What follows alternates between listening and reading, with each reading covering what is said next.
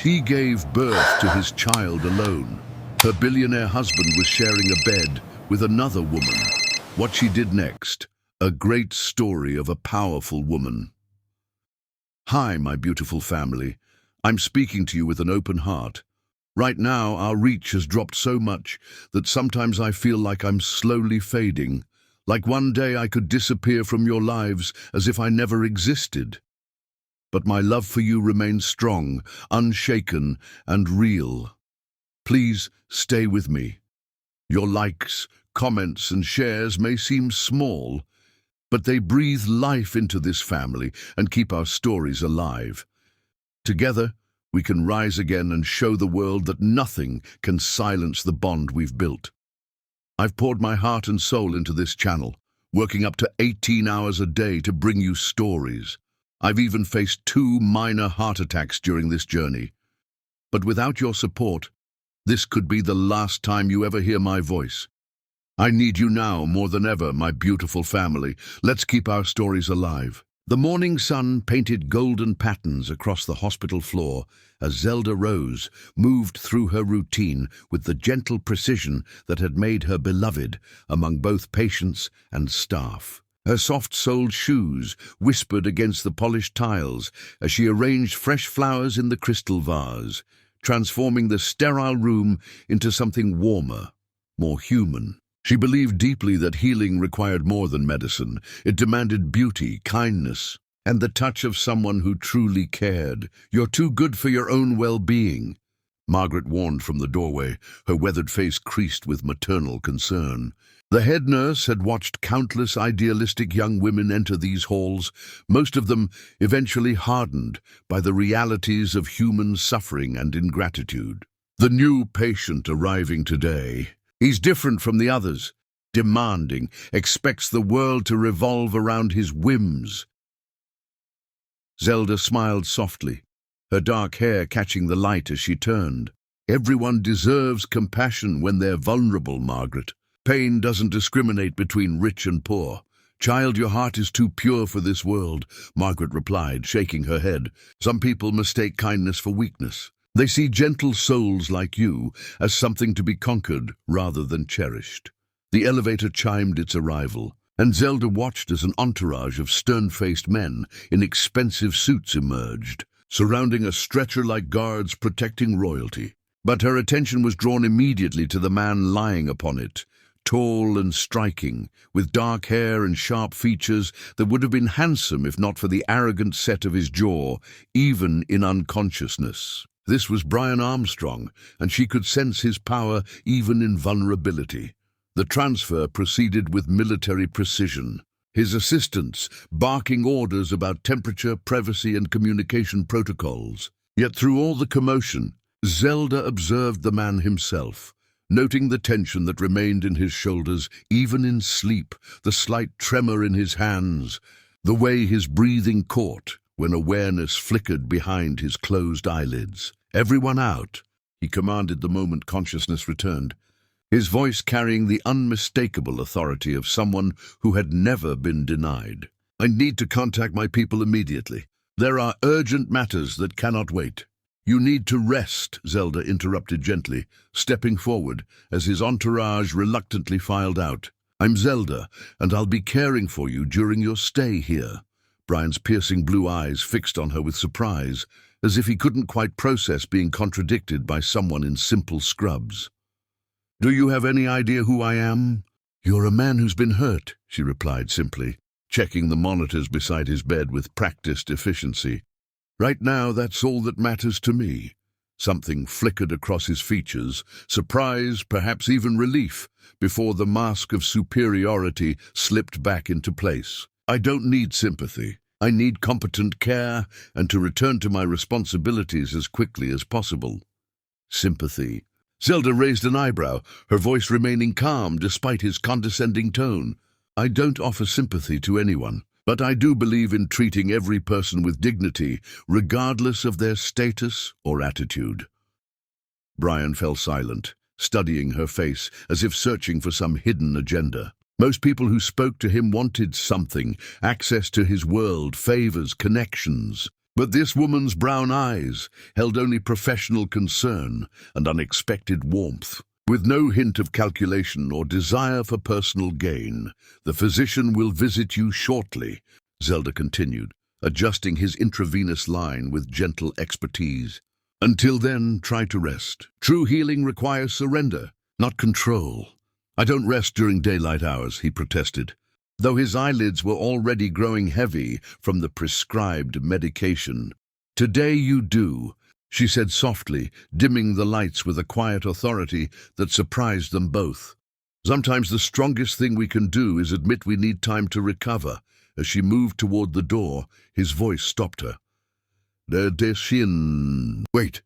When she turned back, his expression had shifted, vulnerability replacing arrogance like clouds parting to reveal hidden sky. What did you mean about dignity? Zelda paused, considering her words carefully. I mean that every person who enters these doors carries more than physical wounds. Sometimes the invisible injuries hurt the most. Wealth can purchase the finest medical care, but it can't buy genuine human connection or inner peace. Something in her tone seemed to resonate deep within him, and for the first time since his arrival, Brian Armstrong looked truly present. And you think I need that? Inner peace? I think everyone does, she replied. The question is whether you're brave enough to accept it when it's offered. With that, she left him alone with his thoughts, unaware that she had just planted a seed that would grow into something far more dangerous than either of them could imagine.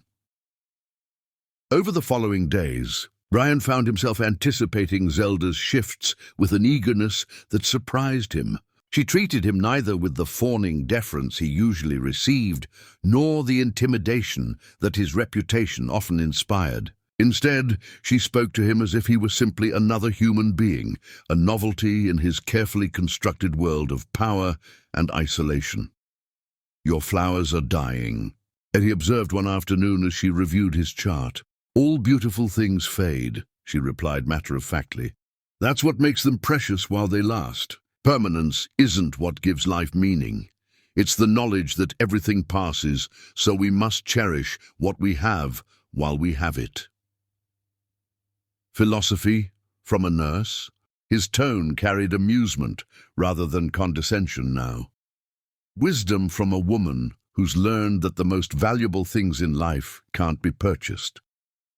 She replaced the wilting lilies with fresh roses, their deep crimson petals catching the afternoon light like captured fire. These came from the hospital garden. Volunteers tend them with love, not because they receive payment, but because they understand that beauty has the power to heal wounded spirits. Brian watched her hands as she arranged the flowers, noting the absence of expensive jewelry, the practical short nails, the small scar on her thumb that spoke of a life lived through experience rather than luxury. You're different from everyone else. Different how? You don't want anything from me. He paused, studying her face with growing wonder. You actually seem to enjoy my company for its own sake, not for what it might lead to. Zelda met his gaze directly, her expression serious. What makes you think you have anything I want? The question hung in the air between them, and Brian felt something shift in his chest, a crack in the armor he'd built around his heart since childhood. Most people who engaged with him had ulterior motives, hidden agendas, carefully calculated approaches designed to extract maximum benefit from their interaction. But this woman seemed genuinely content to simply be present with him, to offer her time and attention as gifts rather than investments. Most people want my influence, my connections, my access to power. And what do you want, Brian? She asked softly. The use of his first name, spoken without title or pretense, sent unexpected warmth through him. Nobody had asked him what he wanted in longer than he could remember. Everyone always assumed they knew. More control, more wealth, more dominance over others. He began, then stopped, uncertain how to voice something he'd never allowed himself to acknowledge. I want someone to see me as more than my achievements. Then perhaps you should try being someone worth seeing beyond those achievements. Zelda replied gently, Though her words carried the weight of absolute truth, their conversations became the highlight of his recovery. She would tell him about her other patients, never breaking confidentiality, but sharing stories of human resilience and hope that fascinated him. There was the elderly man who wrote poetry for his deceased wife, the young mother who sang lullabies to her premature twins, the teenager who painted murals to thank the staff who saved his life. Each story revealed Zelda's deep capacity for seeing the sacred in the ordinary, the profound in the mundane. In return, he found himself revealing glimpses of the man beneath the powerful facade, speaking of childhood dreams, abandoned for family expectations, and the loneliness that accompanied unlimited authority. He told her about wanting to be a teacher once, about how he used to read to children at the local library before his father deemed it unsuitable for their family image. He spoke of board meetings, where he felt like an actor playing a role, of penthouse dinners where conversations felt scripted and hollow. "Do you ever regret the path you've chosen?" she asked one evening as visiting hours drew to a close. Brian considered the question seriously. Regret is a luxury I've never permitted myself. But lately, he paused, his eyes finding hers in the gathering darkness. Lately, I wonder what I might have become if I'd made different choices. "It's never too late to make different choices," Zelda said quietly. "Isn't it? I'm established in my ways, surrounded by people who only value what I can provide for them. You're speaking to someone right now who values none of those things," she pointed out. The simple truth of her statement hit him like a revelation. Here was a woman who had seen him at his weakest, who had listened to his fears and insecurities, who treated him with kindness despite his often difficult behavior. And she asked for nothing in return except that he be genuine. "Zelda," he said, his voice rougher than usual, "would you have dinner with me after I'm discharged?" She tilted her head, studying his face with those perceptive brown eyes. "Are you asking me as the powerful man who expects compliance, or as Brian, the person who's been sharing his thoughts with me these past weeks?" "Just Brian," he said quietly. "If you can see past everything else and find just Brian worthy of your time." A small smile touched her lips, transforming her entire face. "I'd like that very much." As she prepared to leave for the night, Brian caught her hand gently. "Thank you. For what?" "For seeing me." But as Zelda walked down the hospital corridor toward home, she couldn't shake the feeling that she had just stepped onto a path that would forever change her life, though whether that change would bring joy or devastation remained hidden in the shadows of an uncertain future. Chapter 2, The Illusion of Perfect Marriage. Zelda stood before the mirror in her modest apartment, hardly recognizing the woman staring back at her. The emerald silk dress Brian had chosen brought out the gold flecks in her brown eyes, and the diamond necklace resting against her throat caught the light like captured stars. Yet beneath the luxury, she remained fundamentally unchanged, the same woman who had seen past his wealth to find the lonely soul hiding beneath. "You're trembling," Brian observed from the doorway, his voice soft with concern. He crossed the room with confident strides, his hands settling gently on her shoulders. "Second thoughts?" "Oh, not about you," she whispered, leaning into his touch. "About all of this, the photographers, the society pages, the way people look at me now like I'm some kind of fortune hunter." Brian turned her to face him, his blue eyes intense with emotion. "Let them look.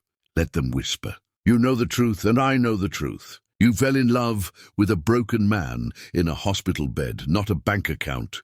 And you fell in love with a nurse who challenged you to be better," she replied, reaching up to straighten his tie. "Promise me that won't change, Brian. Promise me that no matter what happens, we'll always remember why we fell in love." "I promise," he said, sealing the vow with a kiss that tasted of forever. The wedding ceremony unfolded like a fairy tale that Zelda had never dared to dream. The cathedral's soaring arches seemed to embrace them as they exchanged vows, their words carrying the weight of absolute sincerity. when Brian slipped the platinum band onto her finger. His hands shook slightly, not from nerves, but from the overwhelming realization that someone loved him not for what he could provide, but for who he was beneath all the armor. Brian, take you, Zelda, to be my wife, he spoke, his voice carrying clearly through the hushed sanctuary. I promise to cherish your gentle spirit, to protect your kind heart, and to never let the world's cynicism touch the light you've brought into my life. Zelda's eyes filled with tears as she responded, her voice steady despite the emotion threatening to overwhelm her. Zelda, take you, Brian, to be my husband.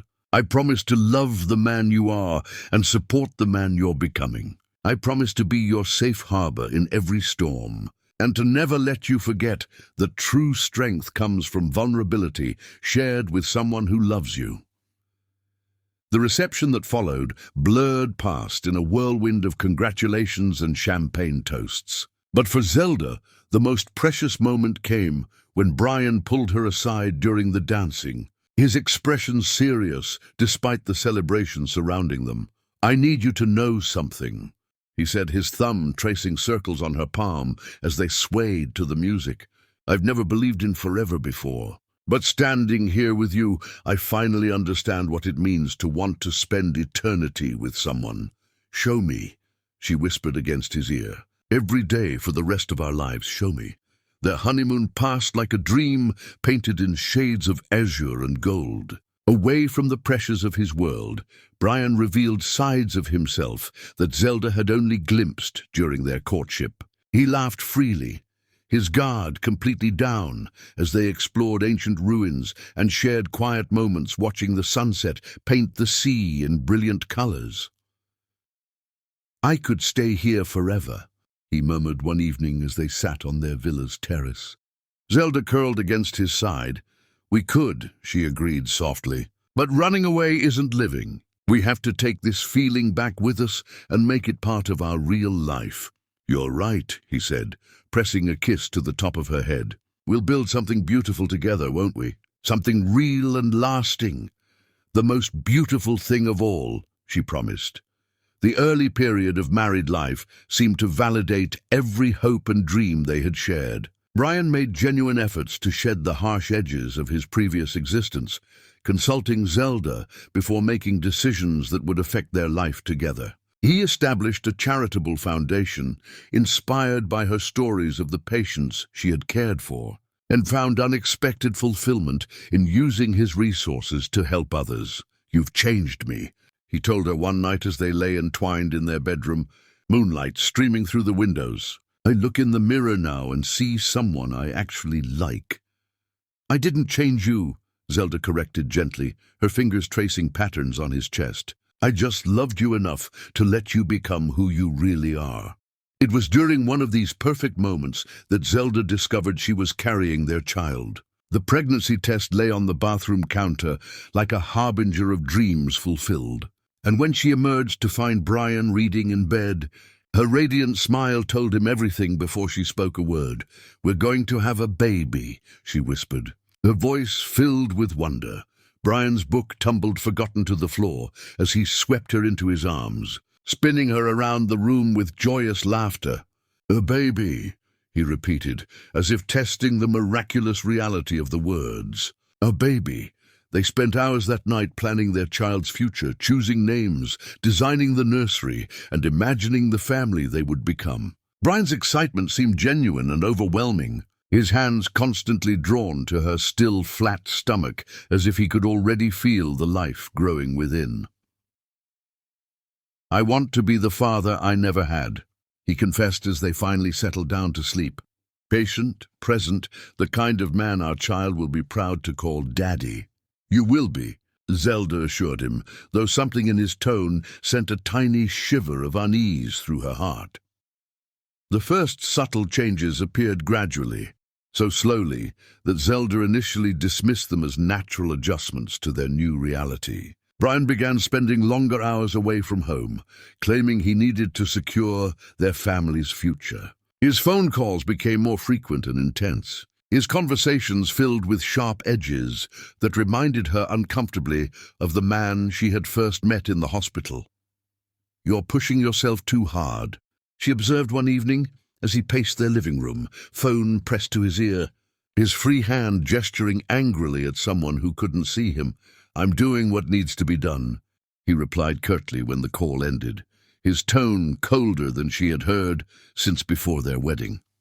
"Brian," she said softly, rising from the couch to approach him. "Talk to me, what's wrong?" For a moment, his expression softened and she glimpsed the vulnerable man she had fallen in love with. "Nothing's wrong.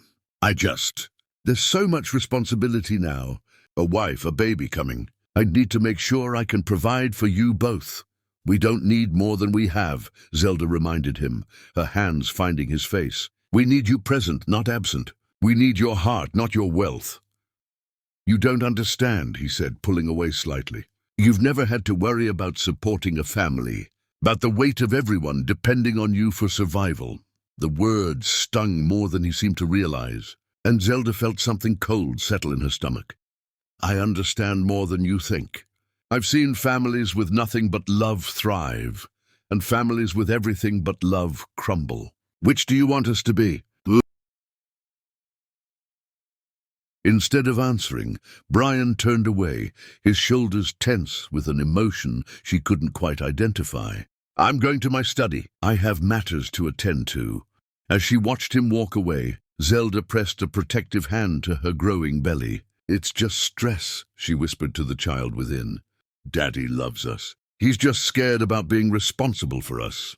But deep in her heart, a seed of doubt began to take root, a whisper that perhaps the man she had married was not as completely transformed as they had both believed. The pregnancy that should have drawn them closer seemed to be driving an invisible wedge between them, and Zelda found herself wondering if Brian's promises of forever would prove as fragile as morning mist. That night, as Brian worked late in his study and she lay alone in their bed, Zelda stared at the ceiling and tried to convince herself that love would be enough to overcome whatever darkness was creeping into their perfect world. But the distance between them felt like a chasm growing wider with each passing day, and she couldn't shake the feeling that she was losing the man she had fought so hard to save from his own loneliness.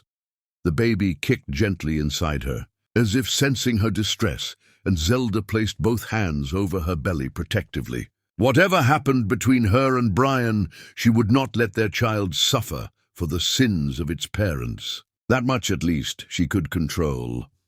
Chapter 3: The Emergence of Betrayal.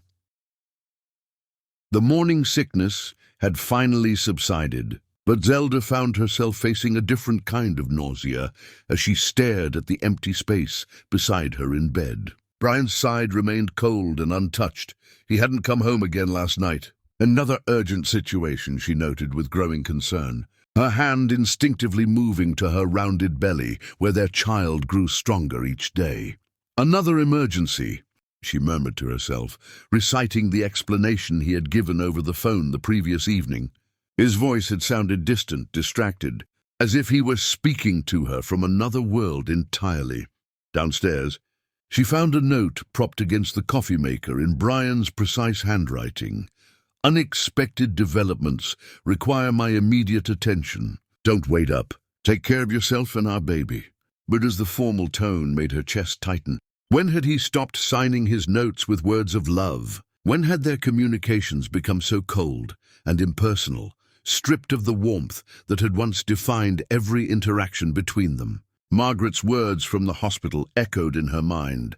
Some people see kindness as weakness. Zelda shook her head, refusing to let doubt poison her thoughts.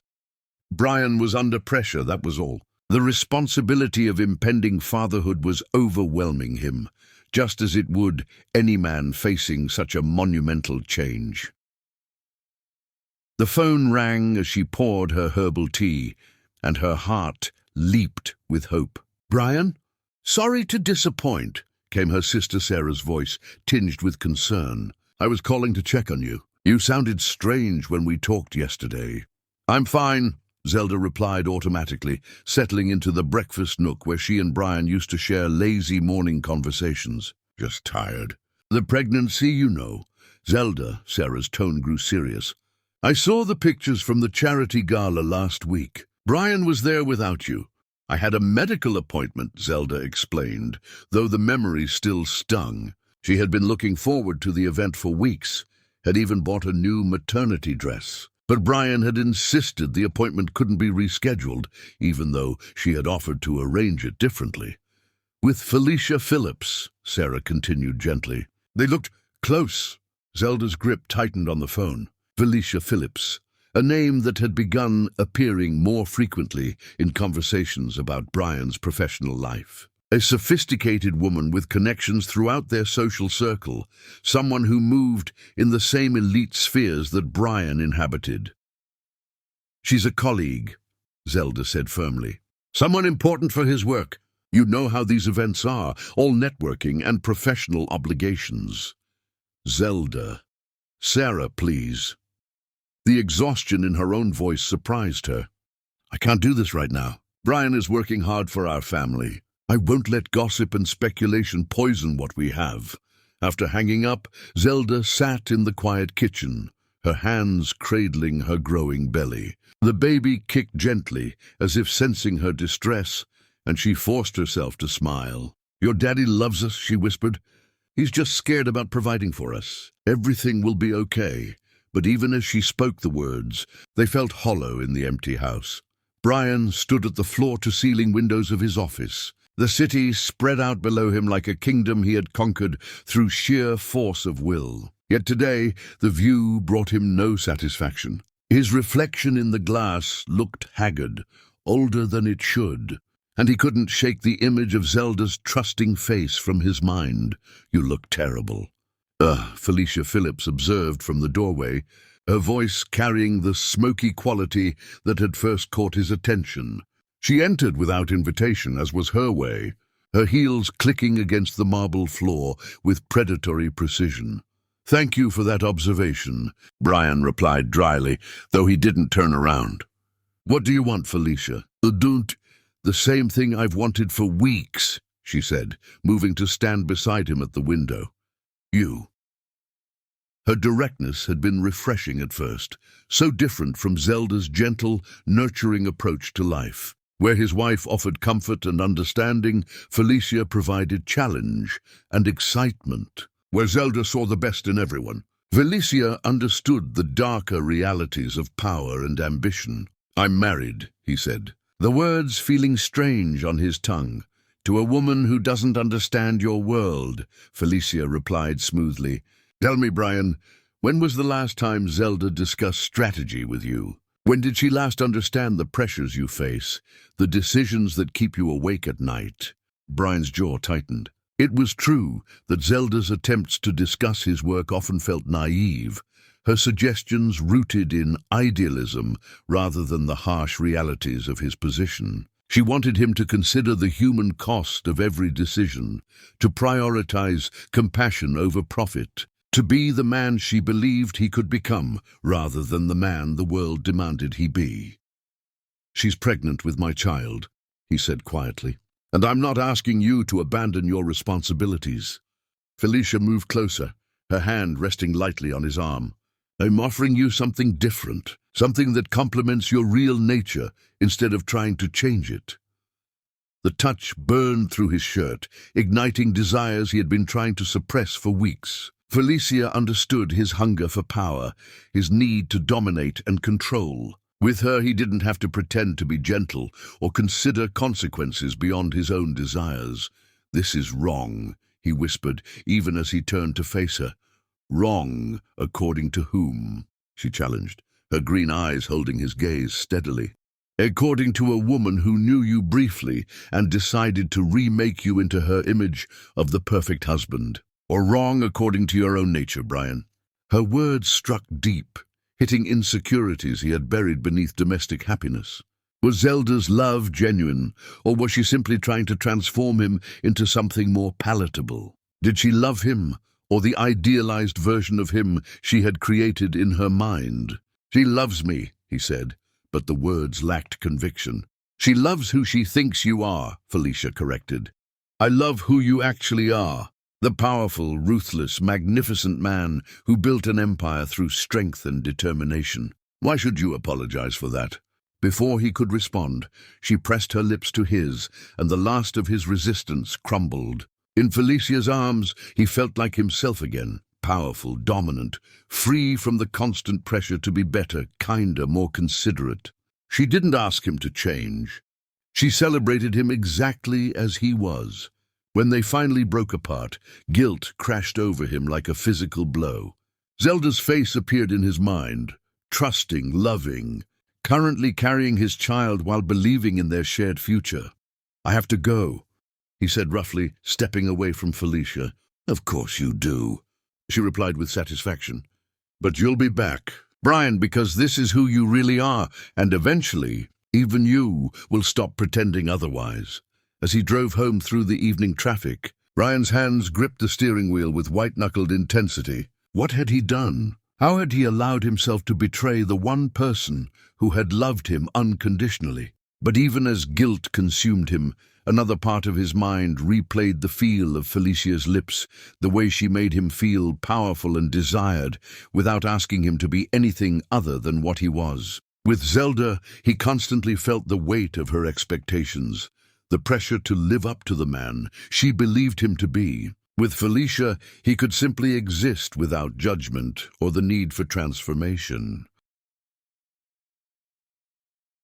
He found Zelda in the nursery they had been decorating together, hanging a mobile of dancing bears above the crib. Her face lit up when she saw him, and the pure joy in her expression made his stomach clench with self-loathing. "You're home," she said, crossing to him with the graceful movements of advancing pregnancy. "I was starting to worry." "Sorry," he muttered, accepting her kiss but unable to meet her eyes. The situation ran longer than expected. "It's okay," she assured him, her hands smoothing over his chest in a gesture that once would have comforted him, but now felt like an accusation. "I know how important your work is. But maybe this weekend we could spend some time together? Just the two of us before the baby comes?" "Maybe," he said noncommittally, his mind already returning to Felicia's office, to the intoxicating freedom of being desired without conditions. As Zelda showed him the nursery decorations she had chosen, chattering excitedly about their future child, Brian nodded and made appropriate responses while his thoughts wandered elsewhere. He was already planning his next meeting with Felicia, already crafting excuses that would allow him to escape the suffocating perfection of his domestic life. That night, as Zelda slept peacefully beside him, her hand resting on her rounded belly, Brian stared at the ceiling and wondered how long he could maintain the charade of being the man she believed him to be. The web of lies was already growing more complex, and with each passing day, it became easier to choose Felicia's passionate acceptance over Zelda's conditional love. He told himself that Zelda would never know, that he could compartmentalize these two parts of his life indefinitely. But deep down, he understood that betrayal had a way of revealing itself, and that the foundation of his marriage was already cracking beneath the weight of his deception. Chapter 4. The Night of Ultimate Abandonment. The contraction started just after midnight, pulling Zelda from restless sleep with a force that made her gasp aloud. She lay still for a moment, her hand pressed against her swollen belly, timing the waves of pain that seemed to roll through her entire body with increasing intensity. "Brian," she whispered, reaching across the bed, but her fingers found only cold sheets. He hadn't come home again. Another night that his urgent obligations had kept him away from their bed, away from her, away from the child who would arrive any moment now. Another contraction gripped her, stronger this time, and she couldn't suppress the moan that escaped her lips. This was it. After all these months of waiting, their baby was finally coming. She fumbled for her phone on the nightstand, her hands shaking as she scrolled through her contacts to find Brian's number. The phone rang once, twice, 3 times before going to voicemail. His voice, professional and distant, instructed her to leave a message. "Brian, it's me," she said, trying to keep the panic from her voice. "The contractions have started. I think it's time. Please, I need you to come home. I need you with me." She hung up and waited, counting the minutes between contractions as they grew stronger and closer together. Surely he would call back immediately. Surely nothing could be more important than the birth of their child. Minutes passed, then more, then still more. Zelda called again, this time unable to keep the desperation from her voice. "Brian, please answer your phone. The baby is coming now. I'm scared and I need my husband. I need you to be here with me. Please." The silence that followed felt deafening. Between contractions, she tried every number she could think of. His office emergency line, his assistant's contact, even colleagues she barely knew. Each call went unanswered, each voicemail left hanging in the void of his deliberate absence. At his penthouse apartment across the city, Brian's phone buzzed insistently on the nightstand, but he made no move to answer it. Felicia's head rested on his chest, her auburn hair spilling across his skin like liquid fire, and her breathing had finally steadied after their passionate encounter. "Your phone," she murmured sleepily, her finger tracing lazy circles on his chest. "It can wait," he replied, his arm tightening around her waist. "Everything can wait. What if it's important?" she asked, though her tone suggested she didn't really care. Brian glanced at the screen, seeing Zelda's name and photo illuminated in the darkness. His pregnant wife's face smiled back at him, a picture from their honeymoon when everything had seemed possible, when he had believed he could be the man she wanted him to be. "It's not important," he said, reaching over to turn the phone face down. "Nothing is more important than this moment." Felicia smiled and pressed her lips to his throat. "I love how decisive you are, how you prioritize what really matters." "You matter," he whispered against her hair. "This matters. Everything else is just obligation." Even as he spoke the words, something twisted in his chest, a feeling he quickly pushed away.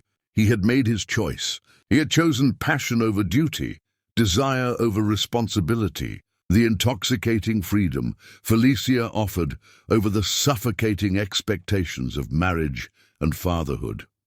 Back in their bedroom, Zelda struggled to her feet as another contraction nearly brought her to her knees. The pain was becoming unbearable, and she knew she couldn't wait much longer. With trembling fingers, she called her doctor, who confirmed what she already knew. It was time to get to the hospital. "Is your husband available to drive you?" Dr. Martinez asked kindly. Zelda closed her eyes, fresh tears streaming down her cheeks. "He's unavailable. I'll call a cab." "Zelda, you shouldn't be alone for this. I'll be fine," she interrupted, though her voice broke on the words. "I'll be fine."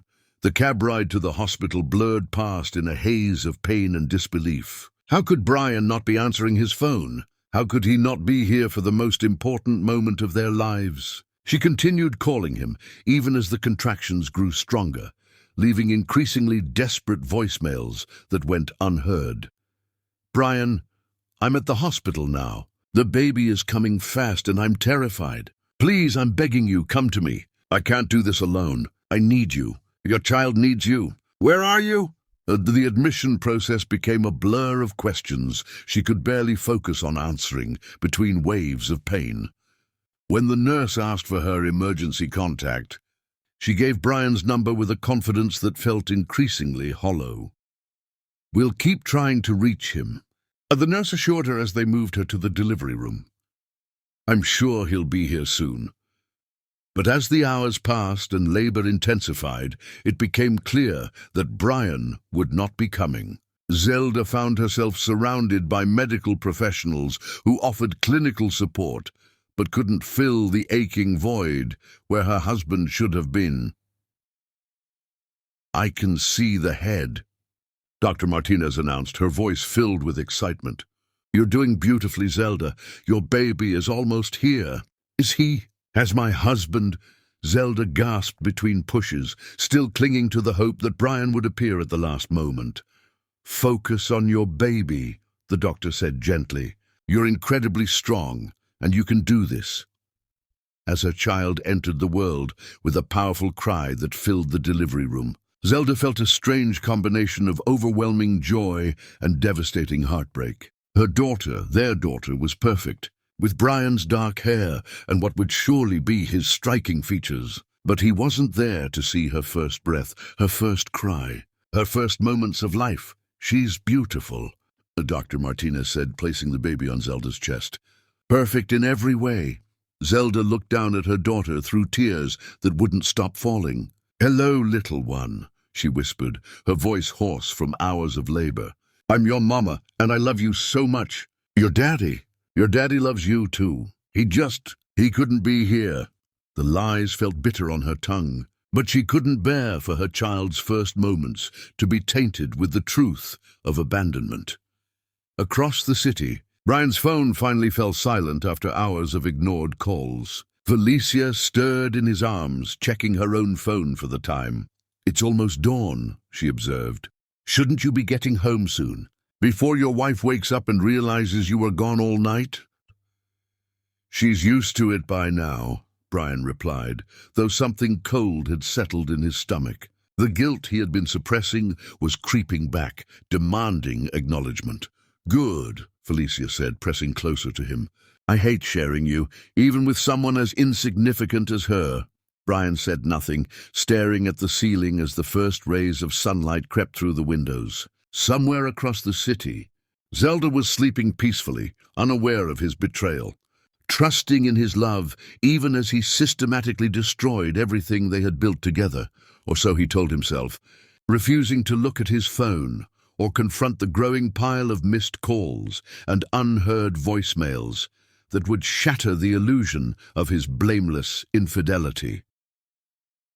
In the hospital room, Zelda held her sleeping daughter close to her chest, studying every perfect feature in the soft morning light. She had stopped crying hours ago, had stopped calling Brian's phone, had stopped making excuses to the nurses about why her husband wasn't there. "It's just you and me now." "Sweet girl," she whispered to her daughter. "But that's okay. We're going to be okay. Mama's going to take care of you and love you and make sure you never feel abandoned the way I do right now." The baby stirred in her arms, tiny fingers curling around Zelda's thumb with instinctive trust. In that moment, looking into her daughter's peaceful face, Zelda felt something shift inside her, a strength she hadn't known she possessed, a fierce protectiveness that transcended her own pain. "I promise you," she said, her voice growing stronger with each word, "that no matter what happens, you will always know you are loved. You will always know you matter. And someday, when you're old enough to understand, I'll tell you about the night you were born, and how you saved me by giving me a reason to be stronger than I ever thought possible." As the sun rose fully over the city, casting warm light through the hospital window, Zelda began to understand that while one chapter of her life had ended in the darkness of abandonment, another was beginning in the light of unconditional love, a love that would prove more powerful than any betrayal. She named her daughter Grace, knowing instinctively that this child was indeed a blessing that would carry them both forward into whatever future awaited them. Chapter 5: The Cruel Revelation and Inner Transformation. Several days had passed since Grace's birth, and Zelda had begun to find a strange peace in the rhythm of hospital life. The nurses had stopped asking about her husband's absence, their pitying glances replaced by admiring respect for the young mother who faced each challenge with quiet dignity. She had chosen the name Grace, a choice that felt both hopeful and prophetic, as if the baby truly was a blessing that would carry them both forward. "She's gained weight beautifully," announced Dr. Sarah Chen during morning rounds, checking Grace's chart with obvious satisfaction. "And her mother is healing wonderfully. You'll both be ready to go home tomorrow." Home. The word should have brought comfort, but instead it filled Zelda with a hollow dread. Home meant facing the reality of Brian's absence, the questions about where he had been, the need to confront the growing certainty that something fundamental had broken in their marriage. As if summoned by her darkest thoughts, a commotion in the hallway drew her attention. Through the partially open door, she could see a woman approaching her room, tall, elegant, with auburn hair that caught the light like burnished copper. Even from a distance, Zelda recognized her from the society pages, Felicia Phillips, the woman whose name had begun appearing too frequently in conversations about Brian's professional life.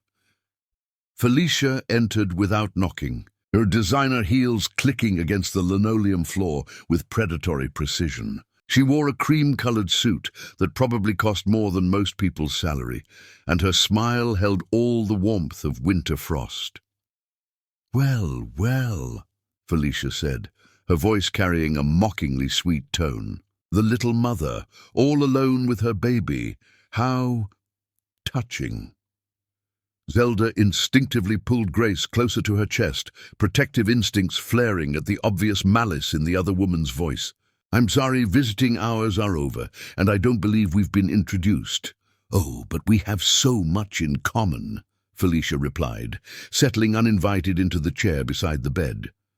"We both know Brian Armstrong quite intimately, though I suspect my knowledge is rather more current than yours." The words hit Zelda like a physical blow, but she forced her expression to remain calm. "I don't know what you're implying." "I'm not implying anything, darling. I'm stating facts." Felicia examined her manicured nails with affected boredom. "Brian has been sharing my bed for some time now. But I suppose you already suspected that, didn't you? All those late nights, all those urgent obligations that couldn't wait?" Zelda's arms tightened around Grace, who stirred restlessly, as if sensing her mother's distress. "You're lying." "Am I?" Felicia's green eyes glittered with cruel amusement. "Just nights ago, while you were here screaming in labor, he was in my apartment, making love to me with more passion than I imagine he's ever shown you. He turned off his phone, you know. Said nothing was more important than being with me." The words carved through Zelda's heart like shattered glass, each syllable precisely calculated to inflict maximum damage. She felt the blood drain from her face, her hands trembling as she fought to maintain some semblance of composure. "I don't believe you," she whispered, though the protest sounded hollow even to her own ears. Felicia laughed, a sound like crystal breaking. "Believe what you want, sweetheart, but the truth doesn't change because you refuse to see it. Brian chose me that night. He chose passion over duty, excitement over obligation. He chose a real woman over a naive little girl playing house." "Get out," Zelda said quietly, her voice barely audible. "Oh, I will. I just wanted to see you for myself, to understand what I was competing with." Felicia stood, smoothing down her skirt with deliberate slowness. "I must say I'm not impressed. I can see why Brian was so easily persuaded to look elsewhere for real companionship." She moved toward the door, then paused, delivering her final blow with surgical precision. "You should know that he's never mentioned you to me, not once. It's as if you and your little mistake don't even exist in his world. How does it feel to love someone so completely while being so utterly forgettable to them?" After Felicia left, Zelda sat in stunned silence, her daughter sleeping peacefully in her arms, oblivious to the destruction that had just been wrought. The cruel words echoed in her mind, each one confirming suspicions she had tried desperately to suppress. Brian's absence during labor wasn't an oversight or a failure of communication.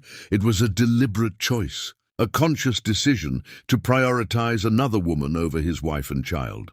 The tears came slowly at first, then in great shuddering sobs that seemed to tear from the very depths of her soul. She had been such a fool, clinging to the fantasy of their love, while he systematically dismantled their marriage. The man she had fallen in love with in that hospital room, had he ever really existed, or had she simply imagined the vulnerability and tenderness she thought she saw? "Mrs. Armstrong?" The gentle voice made her look up through her tears. Dr. Tim Rooney stood in the doorway, his kind face creased with concern. She had met him briefly during her stay, a respected physician who had consulted on Grace's care, though pediatrics wasn't his specialty. He was distinguished-looking, with graying temples and warm brown eyes that seemed to see too much. "I'm sorry," she said quickly, wiping her face with the back of her hand. "I didn't mean to—" "You have nothing to apologize for," he said, stepping into the room and closing the door behind him. "I couldn't help but overhear some of what that woman said to you. No one should have to endure such cruelty, especially not when you're recovering from childbirth." "It doesn't matter," Zelda replied, though her voice cracked on the words. "She was just telling the truth." Tim moved closer, his expression gentle but serious. "May I sit?" When she nodded, he settled into the chair Felicia had vacated, his presence somehow making the room feel safer, warmer. "I've been a doctor for many years," he said quietly. "I've seen families at their best and their worst, watched love triumph and watched it fail. But I've rarely seen someone display the strength and grace you've shown these past few days." "I don't feel strong," Zelda admitted, her voice barely above a whisper. "I feel like I'm falling apart." "Strength isn't the absence of pain," Tim replied. "It's the choice to keep going despite it. You've been alone for days, caring for your newborn daughter, and you haven't once let her see your suffering. That's not weakness, that's extraordinary courage." Something in his tone made her look up, meeting his eyes for the first time. There was no pity there, no judgment, only a deep, abiding kindness that reminded her of the way she used to look at her patients when she worked at the hospital. "Why are you being kind to me?" she asked. "You barely know me. Because kindness shouldn't require justification," he said simply. "And because I recognize something in you, a strength that hasn't been broken, even by betrayal. You're going to survive this, Zelda. More than that, you're going to thrive." The certainty in his voice sparked something deep within her, a tiny flame of possibility in the darkness of her despair. "How can you be so sure?" "Because I've watched you these past few days.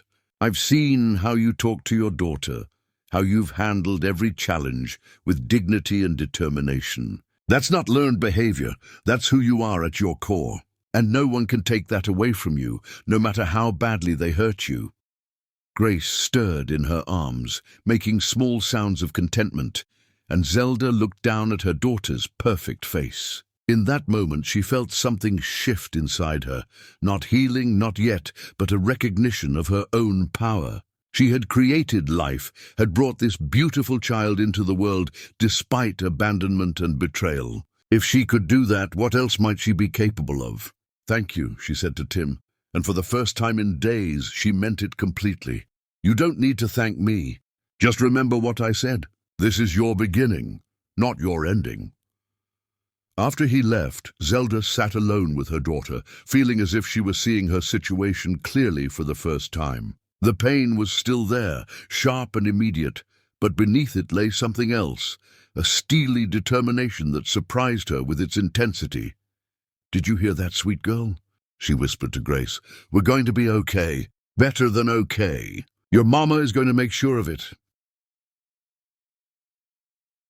Outside her window, the sun was setting over the city, painting the sky in shades of gold and crimson. Tomorrow they would leave this place and face whatever came next. But tonight, in this quiet moment, Zelda made a promise to herself and her daughter that would change everything.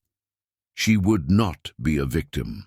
She would not be forgotten. And someday, somehow, she would make sure that Brian Armstrong understood exactly what he had lost when he chose betrayal over love. The transformation had begun, sparked by cruelty but nurtured by the kindness of a stranger who saw her worth even when she struggled to see it herself. In Grace's innocent trust and Tim's quiet encouragement, Zelda found the foundation for rebuilding not just her life, but her very sense of self. She was no longer just Brian's abandoned wife. She was Grace's mother, and that role would demand everything she had to give and more than she knew she possessed. Chapter 6.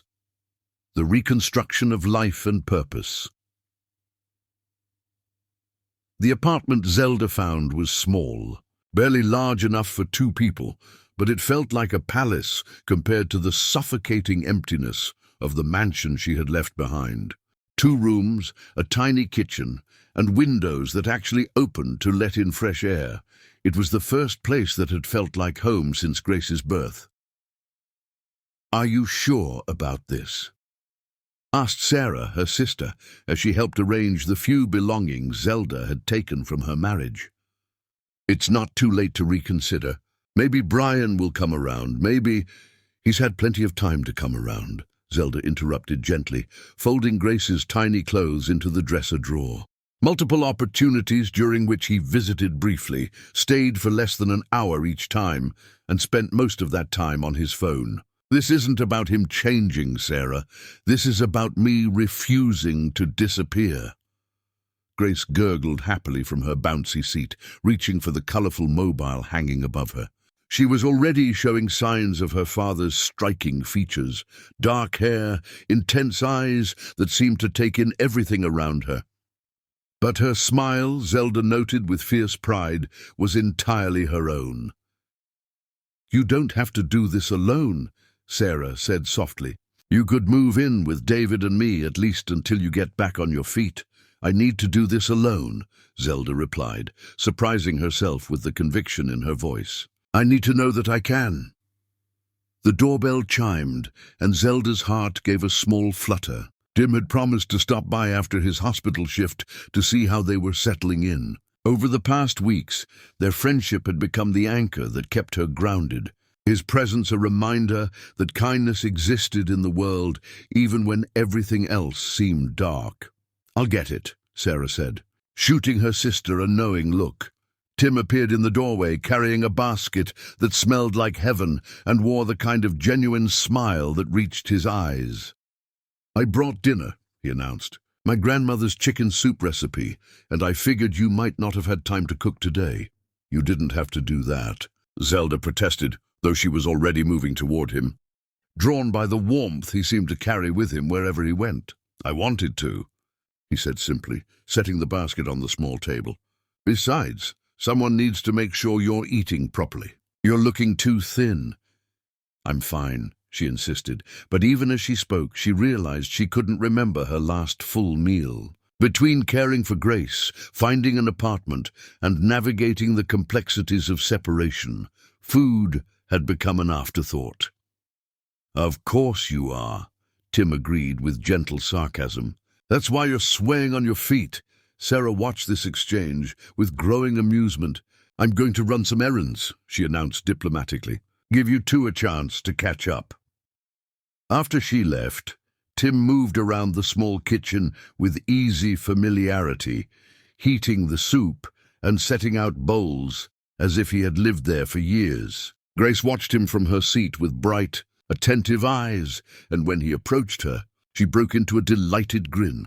"Well, hello there, beautiful girl," he said, lifting her from the seat with practiced ease. "Have you been helping your mama today?" Grace responded by grabbing his stethoscope and attempting to eat it, making Tim laugh, a rich, warm sound that filled the apartment with joy. "I see you're already showing medical interest. Very promising. She likes you," Zelda observed, feeling something warm and complicated flutter in her chest as she watched them together. "The feeling is entirely mutual," Tim replied, settling into the chair beside her with Grace contentedly nestled in his arms. "She's extraordinary, Zelda, just like her mother." "I'm not extraordinary," she protested. "I'm just trying to survive each day." "That's what makes you extraordinary," he said quietly. "Most people would have crumbled under what you've endured. Instead, you've created a home. You're caring for your daughter with infinite love, and you're building a new life from scratch. If that's not extraordinary, I don't know what is." They ate dinner together as the sun set outside her windows, Tim somehow managing to hold Grace while still helping himself to soup. The conversation flowed easily between them. Hospital stories, plans for Grace's future, books they had both read. It felt natural, comfortable, like something they had been doing for years rather than weeks. "Tim," Zelda said as he prepared to leave, "can I ask you something?" "Anything. Why are you doing this? Being so kind to Grace and me? You don't owe us anything." He paused in putting on his coat, considering his words carefully. Do you remember what you told me about dignity, that day we first really talked? About how everyone deserves to be treated with respect, regardless of their circumstances. She nodded, remembering her words to Brian in that hospital room so many months ago. You've been living that philosophy every day since I've known you, he continued. Even when your husband abandoned you, even when that horrible woman tried to destroy you, even when you had every reason to become bitter and angry, you've remained kind. You've shown Grace nothing but love. You've treated every nurse and doctor with respect. You've faced each challenge with grace. That's rare, Zelda. That's precious. And it deserves to be protected. But you barely know me. I know enough, he interrupted gently. I know that you sing to Grace when you think no one is listening. I know that you always ask the cleaning staff about their families. I know that you apologize when you cry, as if sadness was something to be ashamed of. I know that you're stronger than you realize and more beautiful than you believe. The words hung in the air between them, heavy with meaning and possibility. Zelda felt her cheeks warm as she processed what he had said, not just the compliments, but the careful observation they implied. He had been watching her, noticing her, seeing her in ways that Brian never had. Tim, I'm not asking for anything, he said quickly. I just want you to know that you're not alone. Grace isn't growing up without a father figure, if I have anything to say about it, and you're not facing this journey without support. Not as long as I'm around.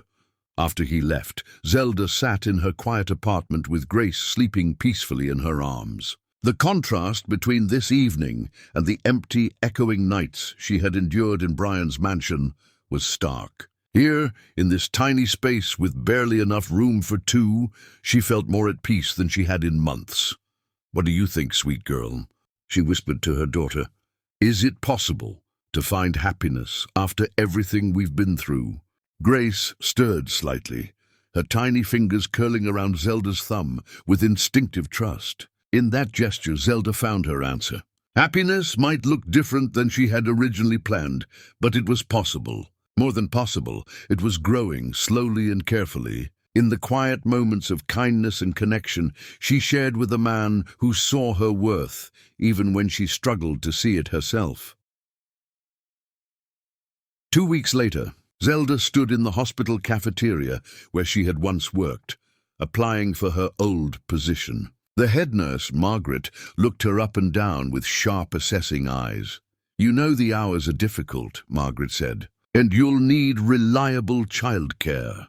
I've already arranged that, Zelda replied, thinking of Tim's offer to help with Grace whenever his schedule allowed. I need to work, Margaret. I need to support my daughter. And your husband. What does he think about his wife returning to work? My husband, Zelda said carefully, is no longer part of my decision-making process. Margaret's expression softened slightly. Good for you, child. When can you start? As Zelda walked through the familiar halls later that day, she felt something she hadn't experienced in months: purpose. She had loved nursing, had found meaning in caring for others, and returning to it felt like reclaiming a part of herself that had been lost in the chaos of marriage and motherhood. "Excuse me," called a voice behind her. She turned to see Tim approaching, his face bright with surprise and pleasure. "What are you doing here?" "I got my job back," she said, unable to suppress the pride in her voice. "I start Monday." "That's wonderful," he said, and she could see that he genuinely meant it. "Grace will be so proud of her mother. Will you walk with me?" she asked impulsively. "I want to see the maternity ward again, where she was born." As they walked together through the hospital corridors, Tim's hand occasionally brushing hers, Zelda realized that this was what rebuilding looked like. Not grand gestures or dramatic transformations, but small steps toward independence, quiet moments of connection, and the growing certainty that she deserved better than abandonment and betrayal. Behind them, neither noticed Brian Armstrong standing in the executive wing, watching through the glass partition as his estranged wife laughed at something the doctor said to her. For the first time since their separation began, he felt the sharp sting of jealousy, recognizing too late what he had thrown away in his pursuit of meaningless passion. Chapter 7. The Contrast of True Character. The crystal chandelier cast dancing shadows across the ballroom as Brian Armstrong adjusted his black tie, his reflection in the gilt-framed mirror showing a man who appeared to have everything and felt utterly empty. Tonight's charity gala was another opportunity to display his wealth and status, another chance to remind society of his power and desirability. "You look magnificent," Felicia purred, sliding up behind him in a dress that cost more than most people's cars. The deep emerald silk clung to her curves like liquid sin, and her smile held the satisfied gleam of a woman who believed she had won the ultimate prize. "We look magnificent," Brian corrected, though his tone lacked enthusiasm. "Power couple of the year, or so the society pages will say tomorrow." "As they should," she replied, her fingers straightening his collar with possessive precision. "We command attention wherever we go. People want to be us, Brian. They want what we have. What we have." The phrase echoed in his mind as they made their grand entrance into the ballroom, heads turning and whispers following in their wake. But what did they have, really? Passion, certainly. Sexual chemistry that burned bright and hot. The satisfaction of mutual ambition and shared hunger for the finer things in life. But as the evening progressed, Brian found himself watching the other couples at the gala with unexpected attention.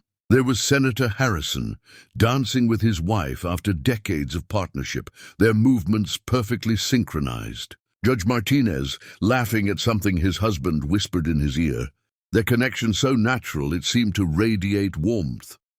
"Stop staring at the peasants," Felicia hissed in his ear as they paused near the champagne fountain. "You're supposed to be charming the Pemberton family. They're considering a significant involvement with us." "Right," Brian replied, forcing his attention back to the task at hand. But even as he worked the room with practiced charm, part of his mind wandered to a small apartment across town where Zelda was probably reading bedtime stories to their daughter. Their daughter, Grace.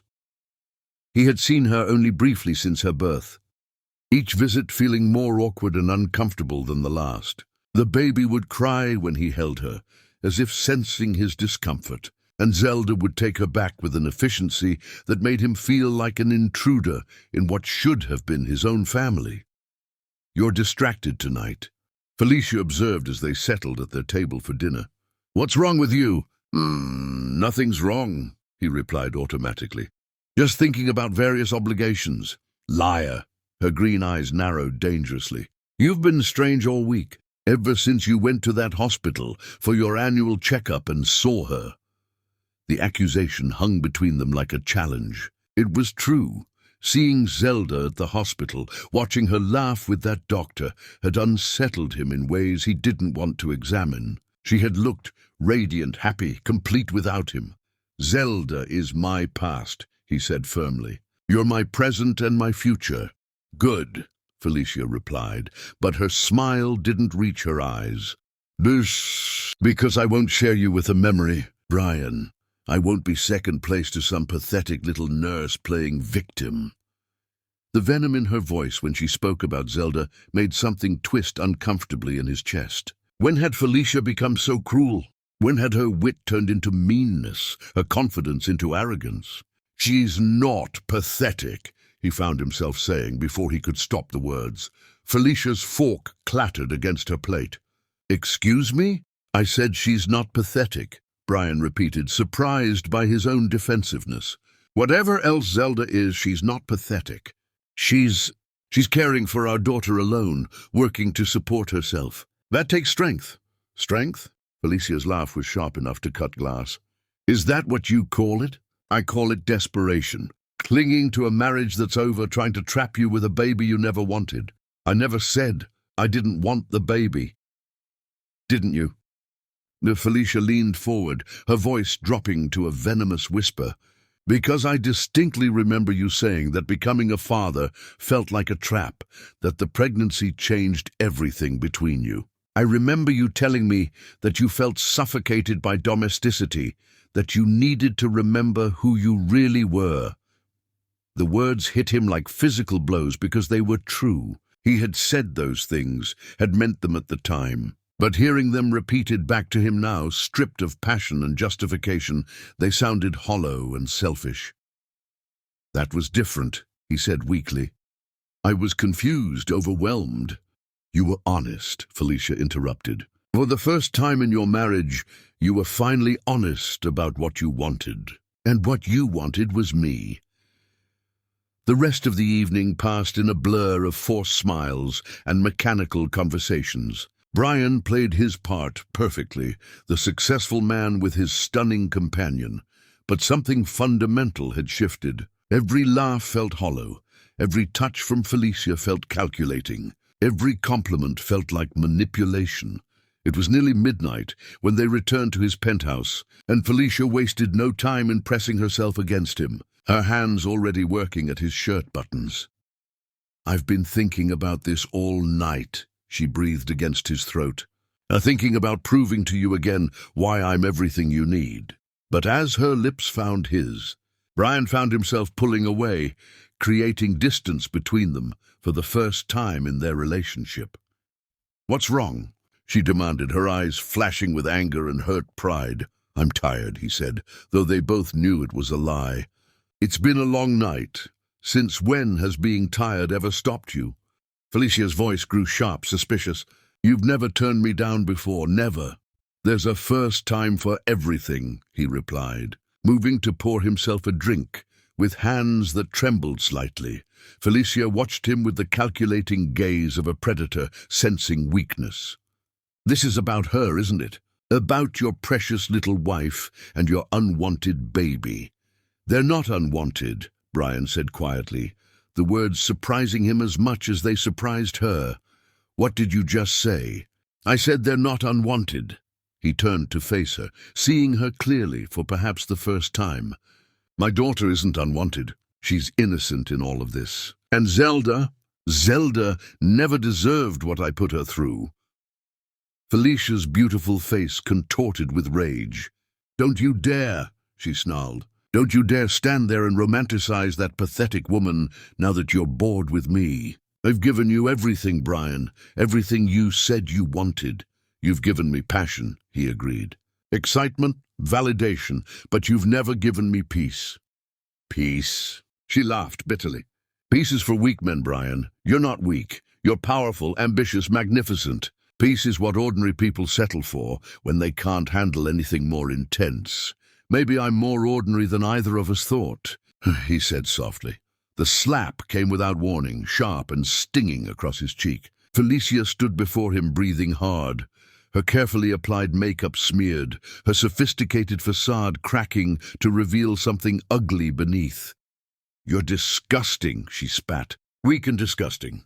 Do you know what I sacrificed for you? The opportunities I turned down, the men I refused. I bet everything on you, Brian Armstrong, and now you want to crawl back to some insignificant little nobody. No, I'm not crawling back to anyone, he replied, touching his stinging cheek. I'm just finally seeing things clearly. Felicia grabbed her purse, her movements sharp with fury. Let me make something clear for you then. If you think you can throw away what we have for some fantasy reconciliation with your wife, you're more deluded than I thought. She'll never take you back, Brian, not after what you did to her. Not after what we did to her. I know, he said simply, and the quiet acceptance in his voice seemed to deflate her rage slightly. Then what's the point of this? What's the point of destroying what we have? Brian looked at her, really looked, and saw the desperation beneath the anger, the fear that she had miscalculated, that she had chosen poorly.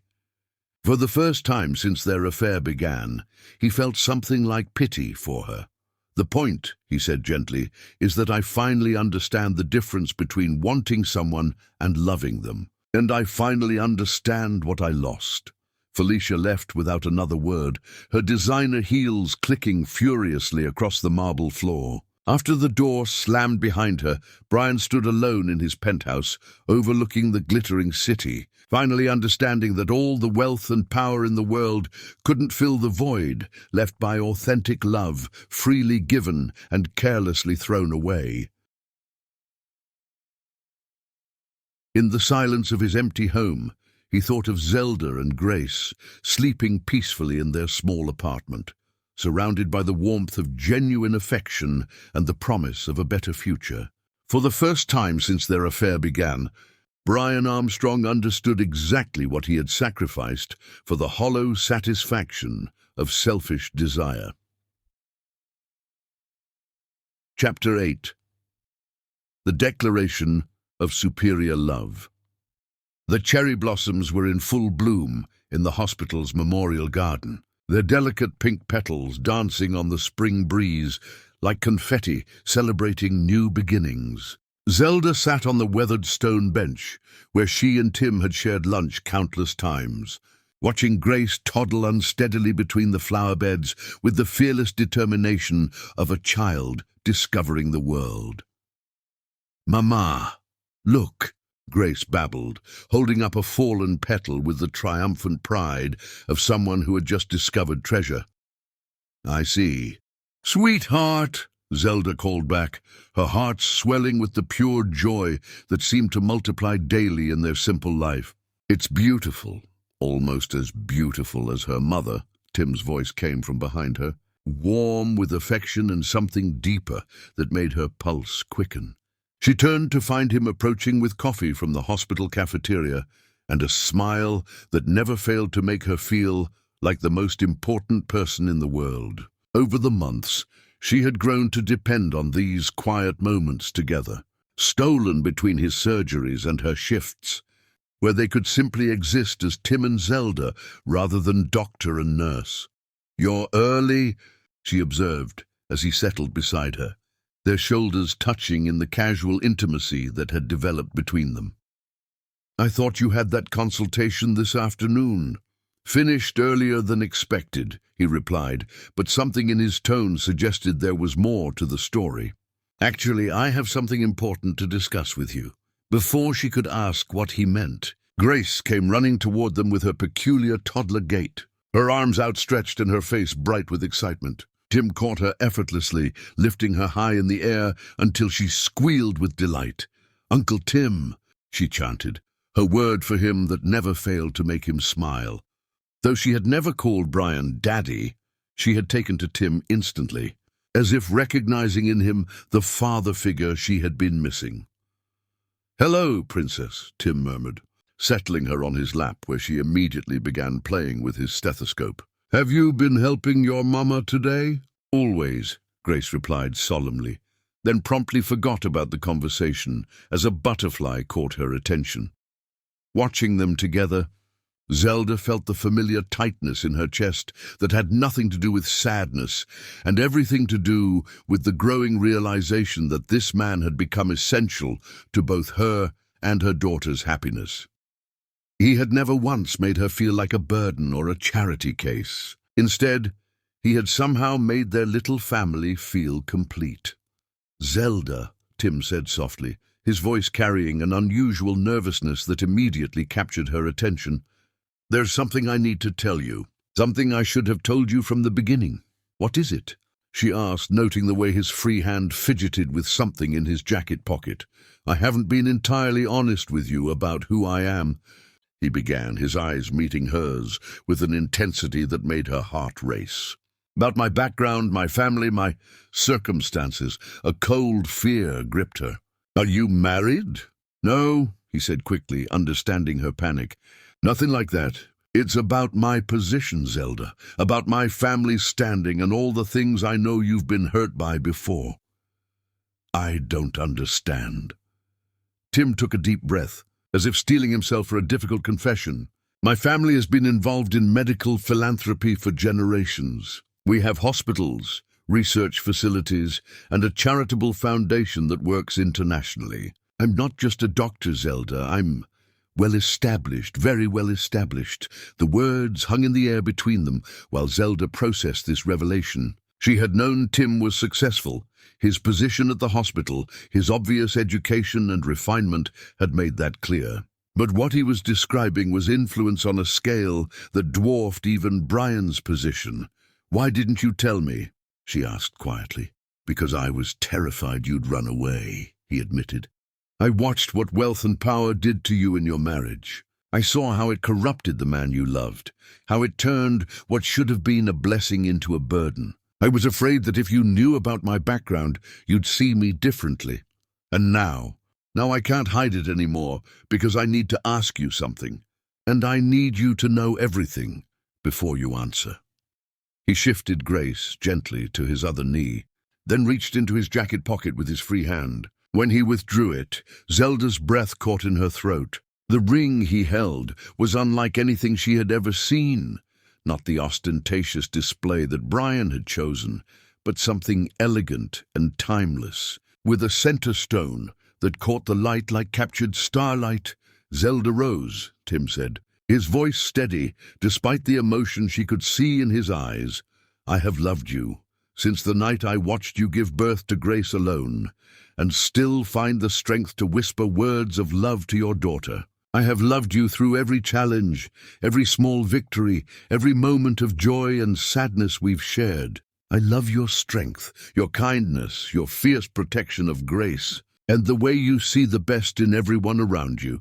Grace, sensing the importance of the moment, even if she couldn't understand it, had grown still in his arms, her dark eyes moving between the two adults with solemn attention. "I love Grace as if she were my own daughter," Tim continued, his voice growing stronger with conviction. "I love the family we've become together, and I want to make it official. Not because you need rescuing, and not because I need completing, but because we're better together than we could ever be apart." Tears had begun streaming down Zelda's face, but she made no move to wipe them away. The contrast between this moment and Brian's proposal was stark. There was no manipulation here, no sense that she was being purchased or possessed. Tim was offering partnership, not ownership. "Will you marry me, Zelda? Will you let me be Grace's father and your husband for all the right reasons this time?" "Yes," she whispered, then louder. "Yes, of course. Yes." The ring slipped onto her finger as if it had been made for her, and when Tim kissed her, Grace clapped her hands with delight, as if she understood that something wonderful had just happened. "So," Zelda said when they finally broke apart, holding up her hand to admire the ring, "just how well established are we talking about?" Tim laughed, the sound rich with relief and joy. "Well established enough that Grace will never want for anything. Well established enough that you'll never have to worry about security again. Well established enough that we can change the world if we want to. And what do you want to do with all this influence?"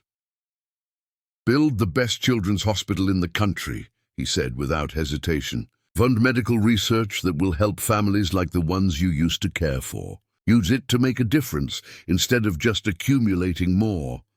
"I love you," she said simply, and the words felt different than they ever had before. Not desperate or grateful or dependent, but joyful and free and chosen. The engagement announcement appeared in the society pages days later, and the response was immediate and overwhelming. Tim Rooney, it turned out, was not just wealthy, but genuinely respected throughout the medical and philanthropic communities. His family's foundation had funded breakthrough research in pediatric medicine, built free clinics in underserved communities, and educated countless doctors worldwide. "Did you see this?" Sarah burst into Zelda's apartment waving a newspaper, her eyes bright with excitement. "They're calling you the Angel of Mercy, who captured the heart of the most eligible bachelor in philanthropy." "That's ridiculous," Zelda protested, though she couldn't suppress her smile as she read the glowing article describing Tim's accomplishments and their romance. "Ridiculous and wonderful," Sarah corrected. "Do you know what this means? You're not just moving on from Brian, you're moving up, way up." The true magnitude of Tim's status became clear over the following weeks, as engagement congratulations poured in from people Zelda had never heard of, but who apparently moved in the highest circles of society. Hospital board members, university presidents, heads of major charities, all expressing their delight at Tim's choice and their eagerness to meet his fiancée. "I had no idea," Margaret confessed during one of their shifts together. "I mean, I knew Dr. Rooney was important, but I didn't realize his family was practically medical royalty." "Neither did I," Zelda admitted, still adjusting to the reality of her new circumstances. "But it doesn't change who he is. It doesn't change how he treats Grace and me." "No," Margaret agreed, "but it sure changes how the world is going to treat you."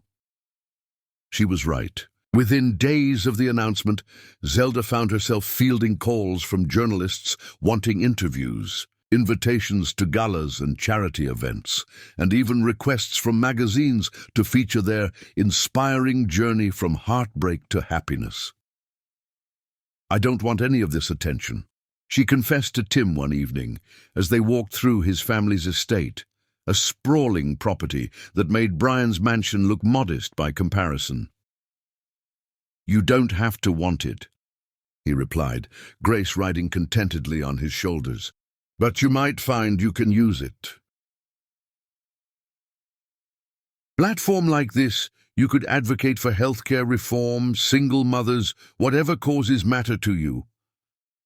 "What if I just want to be a wife and mother?" "Then that's what you'll be," he said simply. "But you'll be my wife and Grace's mother, which means you'll have resources to be whatever else you want to be too." That night, as they stood on the terrace overlooking gardens that seemed to stretch to the horizon, Zelda realized that her story wasn't just about moving on from betrayal. It was about discovering that love didn't have to mean limitation, that partnership could mean expansion rather than confinement. Somewhere across the city, in a much smaller penthouse, Brian Armstrong read the same newspaper article repeatedly, finally understanding the magnitude of what he had lost. Chapter 9. The Preparation for Public Vindication. The cathedral stood like a monument to eternal love, its Gothic spires reaching toward heaven as if offering prayers on behalf of all who entered seeking blessing. St. Patrick's Cathedral, the historic landmark that had witnessed the weddings of presidents, royalty and titans of industry for generations. This was where Timothy Rooney and Zelda Rose would exchange vows in the coming weeks. Zelda stood in the empty nave during their final walkthrough, her hand resting on Tim's arm as the wedding coordinator, a woman whose services were typically reserved for heads of state, explained the ceremony's logistics. The magnitude of what was happening still felt surreal, like a dream she might wake from at any moment. "The guest list has grown extensively," Mrs. Pemberton informed them, consulting her leather-bound planner. "We've had to respectfully decline numerous additional requests. The governor sends his regrets, prior engagement, but the mayor will be attending, along with several senators and the entire board of the Children's Medical Foundation." "This is insane," Zelda whispered to Tim. "Weeks ago, I was worried about affording Grace's daycare, and now senators are coming to my wedding." "Our wedding," Tim corrected gently, squeezing her hand. "And they're not coming because of the spectacle. Zelda, they're coming because they respect what our foundation has accomplished, and because they want to meet the woman who's inspired me to do even more." Grace, now walking steadily, had escaped from her Aunt Sarah's supervision and was exploring the cathedral's side chapels with the fearless curiosity that characterized everything she did. Her delighted laughter echoed off the stone walls, bringing warmth to the solemn space. "The media coverage will be extensive," Mrs. Pemberton continued. "Society magazines, medical journals, philanthropic newsletters. Everyone wants to document the union of two families dedicated to healing and service." "Two families?" Zelda asked. "It's just Grace and me." "My dear," Mrs. Pemberton smiled kindly, "you've been a single mother working as a nurse while building a better life for your daughter. That's a story of service and sacrifice that resonates with everyone. Combined with Timothy's legacy, this wedding represents hope, renewal, and the triumph of genuine love over cynicism. After the coordinator left, Tim and Zelda sat in the front pew watching Grace toddle between the elaborate floral arrangements being installed for the ceremony. White roses, lilies, and baby's breath created cascading displays that seemed to glow in the colored light streaming through the stained glass windows. "Are you having second thoughts?" Tim asked quietly, noting the contemplative expression on Zelda's face. "Not about you," she replied quickly. "Never about you. But all of this," she gestured around the cathedral, "it feels so public, so exposed. What if people think I'm just another gold digger who traded up when her first marriage failed?" "People who matter will know better," Tim said firmly. "And people who don't matter, well, their opinions aren't worth your concern." "Brian thinks I'm a gold digger," she said softly. "He's been telling people that I left him for someone richer, that I planned this whole thing." Tim's jaw tightened. Brian Armstrong is in no position to judge anyone's motives. Besides, let him talk. The truth has a way of revealing itself. Across the city, Brian Armstrong sat in his lawyer's office, staring at the wedding invitation that had arrived that morning. Heavy cream paper with elegant gold script. It was a formal announcement that Zelda Rose and Timothy Rooney requested the honor of his presence at their wedding celebration. "It's a deliberate provocation," his attorney James Mitchell observed, "sending you an invitation when she knows the history between you." "Or it's Rooney's way of showing me exactly what I lost," Brian replied, his thumb tracing the embossed lettering. "Do you know who this man is, James?" "Really no? I've done some research since you asked. The Rooney family essentially built modern pediatric medicine. Their foundation has more influence in healthcare policy than most government agencies. Timothy Rooney personally holds patents on surgical techniques that have saved thousands of children's lives, and his standing. Conservative estimates put it far above yours," James said bluntly. "The man could overshadow you without affecting his quarterly activities." Brian felt something cold settle in his stomach. Not just wealthy, obscenely, generationally change the world wealthy. The kind of wealth that came with genuine power and respect, rather than just influence and fear. "I have to go," he said suddenly. "Brian, I strongly advise against—" "I have to see this for myself," Brian interrupted. "I have to see her marry him." That evening, Brian found himself at Felicia's apartment, though he wasn't entirely sure why. Their relationship had been strained since his moment of clarity at the charity gala, and her welcome was noticeably cooler than it once had been. "You look terrible," she observed as she poured herself a glass of wine, pointedly not offering him one. "What fresh crisis is consuming you now?" "Zelda's getting married," he said simply. Felicia's laugh was sharp and bitter. "Of course she is. Let me guess, some middle-aged doctor with a savior complex who thinks he's rescuing the poor abandoned wife. Timothy Rooney." The wine glass slipped from Felicia's fingers, shattering against the marble floor in a spray of burgundy liquid and crystal shards. "What did you just say?" "She's marrying Timothy Rooney. The wedding is soon at St. Patrick's Cathedral." Felicia stared at him for a long moment, her face cycling through expressions of disbelief, rage, and something that looked like panic. "That's impossible. Timothy Rooney doesn't date. He certainly doesn't marry random nurses with illegitimate children." "Apparently he does." "No," Felicia said firmly, beginning to pace. "No, this is some kind of mistake, some elaborate lie. I've been trying to get an introduction to Timothy Rooney for years. Do you know what marriage to him would mean? The social position, the philanthropic influence, the connections."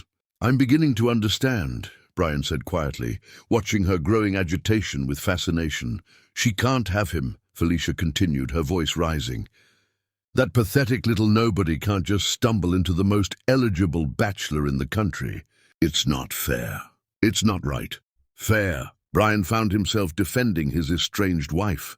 "Zelda didn't stumble into anything. She's been working at the hospital, caring for her daughter, building a life. If Rooney fell in love with her, it's because she deserved his love. Felicia whirled to face him. Don't you dare take her side. Not after everything we've shared, everything I've given up for you.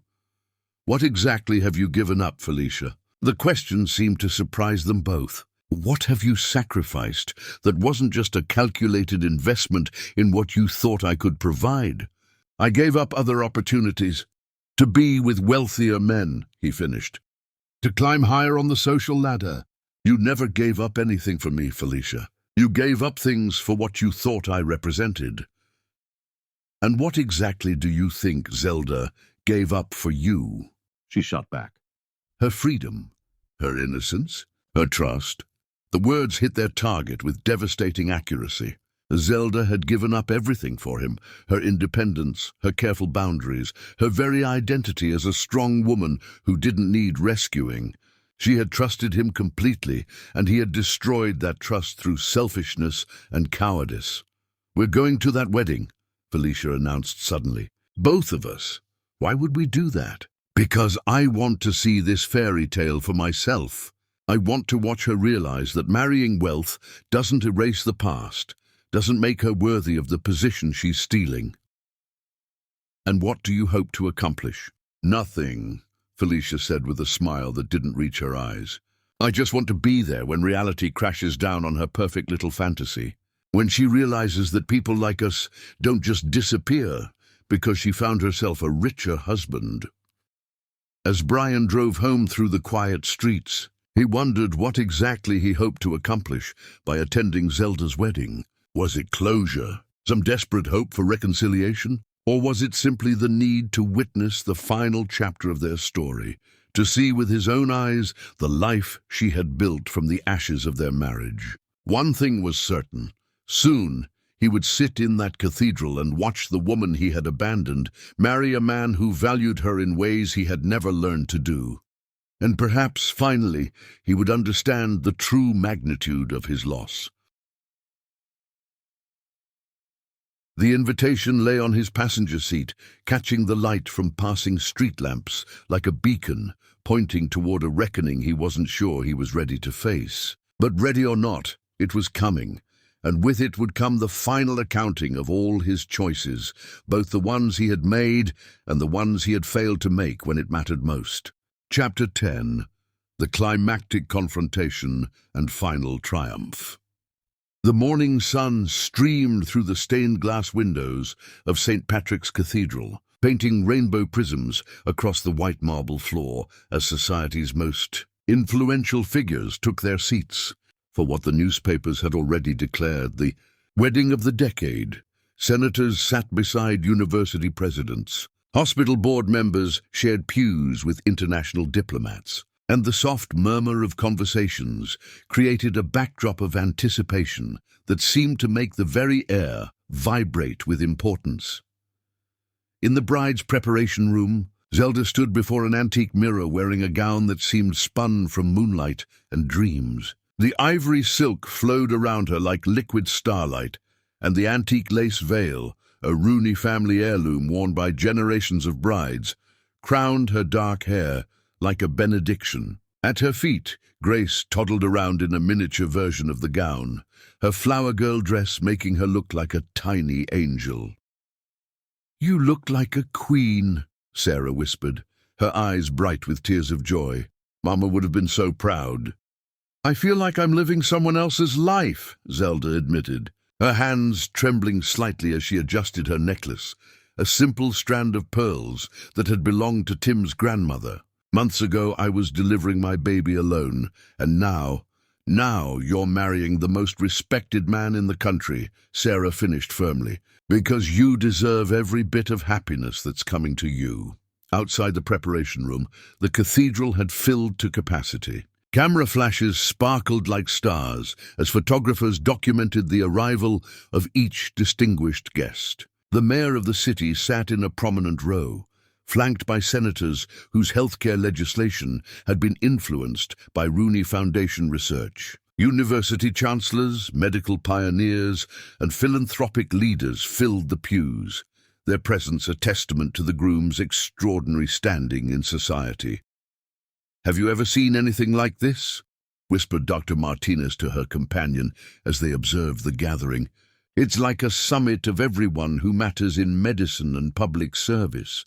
"Timothy Rooney could have married royalty," came the reply. "The fact that he chose a nurse who built her life from nothing. It says everything about both of them." Several rose from the back. Brian Armstrong sat beside Felicia Phillips, both of them dressed in their finest attire, but looking increasingly out of place among the genuinely powerful people surrounding them. Brian's expensive suit, which had once made him feel sophisticated and successful, now seemed shabby compared to the understated elegance of the true elite around them. "I can't believe she managed to fool him," Felicia hissed under her breath, her green eyes scanning the cathedral with growing agitation. "Look at these people, Brian. This is where I belong, not some nobody nurse who got pregnant and played victim." "Keep your voice down," Brian muttered. Though his own discomfort was evident, every conversation he overheard seemed to reference medical breakthroughs, charitable initiatives, or policy changes that had touched millions of lives. These weren't people who had bought their way into society. They had earned their positions through service and sacrifice. "The bride has been an inspiration to single mothers everywhere," he heard a woman behind them saying, "working full-time as a nurse while raising her daughter alone. And now she's promised to expand the Children's Healthcare Advocacy Program. She's remarkable." "And Dr. Rooney," her companion replied. "My grandson's life was saved by a surgical technique he pioneered. When I heard he was marrying the nurse who helped care for pediatric patients at Metropolitan General, I knew it was a love story for the ages." Felicia's face was growing paler with each overheard comment, each glowing reference to the bride's character and accomplishments. This wasn't the narrative she had constructed in her mind, the desperate woman clinging to any man who would have her. This was a woman who had built respect and admiration through her own actions, who was beloved not for her beauty or cunning, but for her genuine service to others. The organ's triumphant notes suddenly filled the cathedral, and every head turned toward the doors at the back of the nave. The wedding procession began with a parade of children from the hospital's pediatric ward, each one walking carefully down the aisle, carrying single white roses, patients whose lives had been touched by both the bride's nursing care and the groom's medical innovations. Grace appeared next, her tiny hands gripping a basket of rose petals that she scattered with the serious concentration of someone entrusted with a vital mission. When she spotted Tim waiting at the altar, her face lit up with pure joy, and she abandoned her careful walk to run toward him with arms outstretched. "Daddy!" she called out clearly, her voice carrying through the cathedral's acoustics. Tim caught her with ease, lifting her high enough to kiss her cheek before settling her in the arms of his sister, who would hold her during the ceremony. The collective awe from the congregation was audible, and several society photographers captured the moment that would grace magazine covers for weeks to come. Then the bride appeared.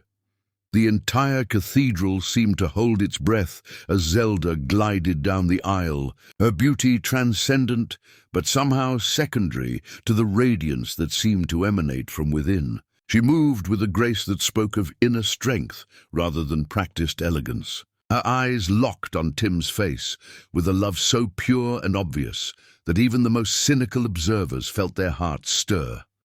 "My God," Brian breathed, his words barely audible even to himself. This wasn't the broken, abandoned woman he had left behind. This was a queen approaching her coronation, a woman who had not only survived betrayal, but had emerged stronger, more beautiful, more worthy of devotion than he had ever realized. Every step she took seemed to emphasize the magnitude of his loss, the depth of his failure to recognize the treasure he had possessed. Felicia's hands clenched into fists as she watched the procession, her perfectly applied makeup beginning to show stress cracks around her eyes. "This isn't possible," she whispered. "This can't be happening." When Zelda reached the altar, Tim took her hands with a reverence that spoke of worship rather than mere affection. The officiant, a bishop whose presence indicated the ceremony's spiritual as well as social significance, began the service with words about love transcending earthly concerns, about partnerships that served purposes greater than individual happiness. Dearly beloved, in the bishop's voice carried clearly through the cathedral, we are gathered here today to witness the union of two souls who have found in each other not just love, but purpose. Timothy and Zelda have each dedicated their lives to healing others, and today they pledged to heal the world together. The vows they exchanged were personal, heartfelt, and devastatingly beautiful. Tim spoke of finding in Zelda the missing piece of his soul, the woman who made his success meaningful and his future bright. Zelda's words about second chances and the courage to love again brought tears to eyes throughout the congregation. "You saved me," she said, her voice clear despite the emotion threatening to overwhelm her, "not by rescuing me from my circumstances, but by showing me that I was worth saving. You loved Grace before she was yours, and you loved me when I had forgotten how to love myself." When the bishop pronounced them husband and wife, the kiss they shared seemed to seal not just their union, but their transformation into something greater than either could have achieved alone. The cathedral erupted in applause that spoke of genuine joy rather than mere social obligation.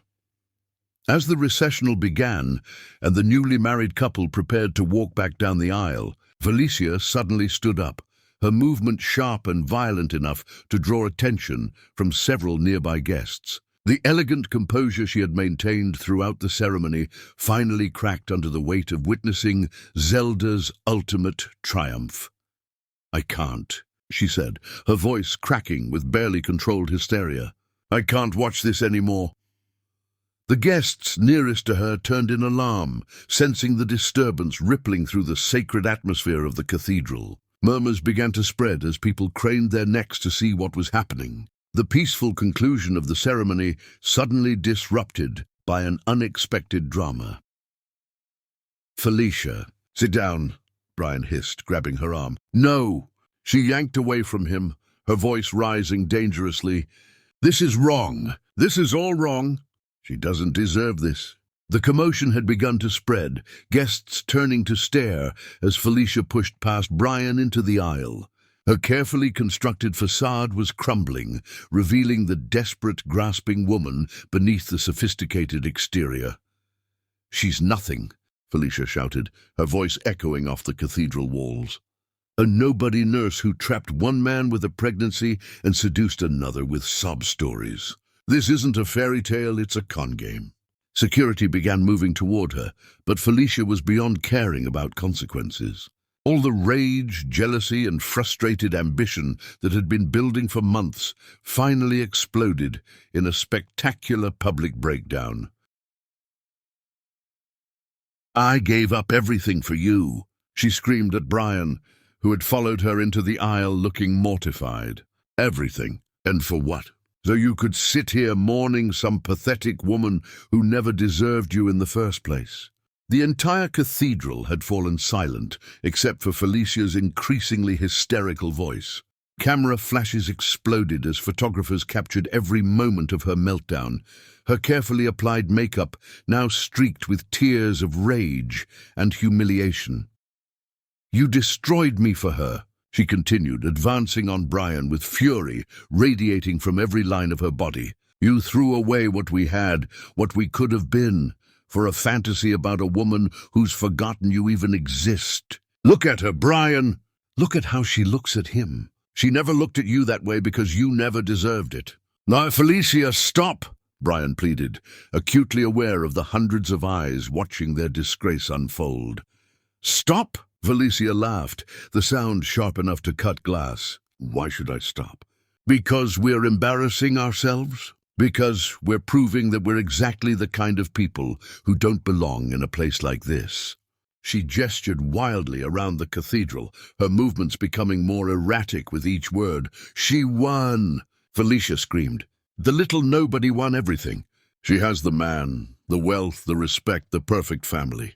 And what do we have? What do we have to show for destroying her life? Her hand came up without warning, connecting with Brian's cheek in a slap that cracked through the cathedral like a gunshot. The force of it staggered him, leaving a vivid red handprint on his face as gasps echoed from the shocked congregation. "You betrayed her, you betrayed me, and now you've lost everything," Felicia shrieked, her voice breaking with the force of her emotion. "She's a queen now, and you're nothing but dust beneath her feet. We're both nothing." Security finally reached them, gently but firmly, escorting the sobbing, ranting woman from the cathedral as she continued to scream about injustice and betrayal. Her voice echoed off the ancient stones, even as she was led away, a final desperate protest against a reality she could not accept. Brian followed, his face burning with shame and humiliation, unable to meet the eyes of anyone around him. The man who had once commanded respect now found himself the object of pity and disgust, his public humiliation complete. Several guests reached for their phones, the shocking scene too dramatic to ignore, while others simply stared in stunned silence at the unprecedented display of raw emotion and desperation that had just unfolded in one of the city's most sacred spaces. As the doors closed behind them, cutting off Felicia's distant wails, the cathedral slowly returned to the business of celebration. The bishop, with admirable composure, gestured for the recessional to continue. Tim and Zelda, who had watched the entire spectacle with expressions of pity rather than anger, began their walk down the aisle as husband and wife. Grace rode in Tim's arms, pointing excitedly at the flowers and completely oblivious to the drama that had just unfolded. "Are you all right?" Tim asked quietly as they walked. "I'm perfect," Zelda replied, and the serenity in her voice proved she meant it completely. "They can't touch what we have, Tim. Nothing they do or say can diminish this moment or this love." As they reached the cathedral doors and stepped into the sunlight, flashbulbs exploded like fireworks, documenting their emergence as one of society's most powerful and respected couples. The reception would host presidents and prime ministers. Their honeymoon would be covered by international media, and their marriage would be studied as an example of love conquering adversity. Behind them, in the shadow of the cathedral steps, Brian Armstrong stood alone, finally understanding that he had not just lost a wife, he had lost his chance at redemption, at love, at becoming the man he might have been. Felicia was gone, taken away in a car that would likely deliver her to a psychiatric facility. And with her went the last vestiges of the life he had built on selfishness and betrayal. As the Rooney wedding party swept away in a procession of luxury vehicles toward their celebration, Brian remained on the empty steps, a man who had gambled everything on his own worst instincts and lost more than he had ever imagined possible. The woman he had abandoned had indeed become a queen, while he had proven himself to be exactly what Felicia had called him in her moment of devastating clarity, nothing but dust beneath her feet.